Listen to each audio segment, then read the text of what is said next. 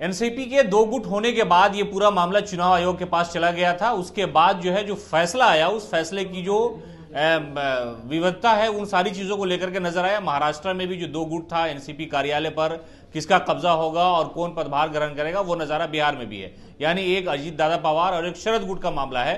राजनीतिक तौर पर यह सारा हंगामा हुआ जब सरकार बनी, महाराष्ट्र में गिरी, लेकिन उसका नजारा राजधानी पटना में भी नजर आ रहा है। यहां पर भी दो लोग हैं जो पहले प्रदेश अध्यक्ष थे और अभी जिनका दावा है, इसको कब्जा नहीं बल्कि इसको यह कहा जा सकता है कि पदभार ग्रहण करने आ पाए।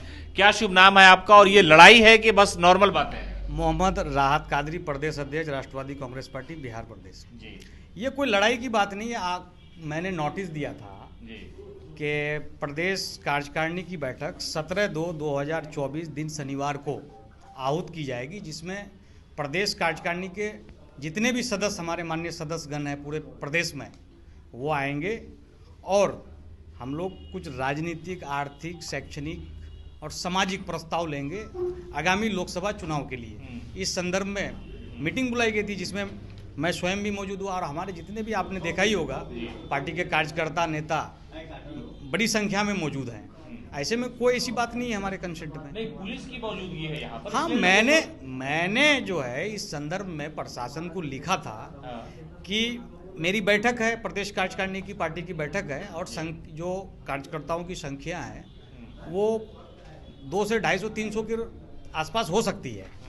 ऐसी स्थिति में ये पॉस एरिया है, शांतिपूर्ण तरीके से सारी चीजें हो जाए, इसलिए मैंने निवेदन किया था। अजीत दादा पवार के हिस्से में चली गई ये पार्टी, तो आपका दावा यही है कि पार्टी हमारी, ये कार्यालय हमारा है। दावा की कहाँ कोई बात है इसमें। पार्टी के राष्ट्रीय अध्यक्ष, एनसीपी के राष्ट्रीय अध्यक्ष माननीय अजीत दादा पवार जी हैं और पार्टी के राष्ट्रीय कार्यकारी अध्यक्ष माननीय प्रफुल्ल पटेल साहब हैं, जो राज्यसभा के सांसद हैं और हमारे राष्ट्रीय अध्यक्ष महाराष्ट्र में डिप्टी सीएम के पद पर हैं। और आपने चुनाव आयोग का फैसला को पढ़ा जरूर होगा।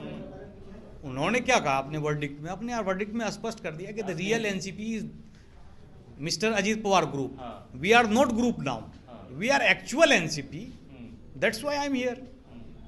आप भी पहले रहे, जिम्मेदारी संभाले हैं, क्या है, सब कुछ ठीक है? जी बिल्कुल ठीक है। माननीय अजीत दादा पवार को जब से चुनाव आयोग ने असली एनसीपी और घड़ी छाप पर अधिकार दिया है, तो हम सब मतलब इस कार्यालय के हम सब के अंदर कोई दिक्कत नहीं है। यहाँ सब एकजुट है। बिल्कुल बिल्कुल एकजुट की बात नहीं है। आपको मालूम है कि कुछ असामाजिक तत्व होते हैं जो आपके कार्य में बाधा डालते हैं, जो उनको कोई लाभ नहीं है, और उसी क्रम में कुछ असामाजिक तत्व आ गए थे। बाकी सब कुछ ठीक है? बाकी सब ठीक है। कार्यकर्ताओं के साथ हम लोग हर्षोल्लास के साथ बैठे हैं, बातचीत चल रही है। प्रदेश में संगठन का विस्तार कैसे होगा इस संबंध में लगातार चर्चाएं चल रही है। प्रदेश कार्यकारिणी की बैठक भी शांतिपूर्ण रूप से संपन्न हो गई। अब कोई वैसी कोई बात नहीं है।